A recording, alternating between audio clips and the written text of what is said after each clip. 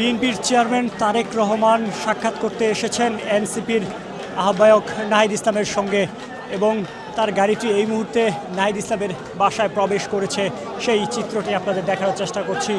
কঠোর নিরাপত্তার মধ্যে দিয়ে তিনি নাহিদ ইসলামের বাসায় প্রবেশ করেছেন এবং একই সাথে আপনাদের জানিয়ে রাখি কিছুক্ষণ আগে জামাতের আমির ডক্টর শফিকুর রহমানের সঙ্গে সাক্ষাৎ করেছেন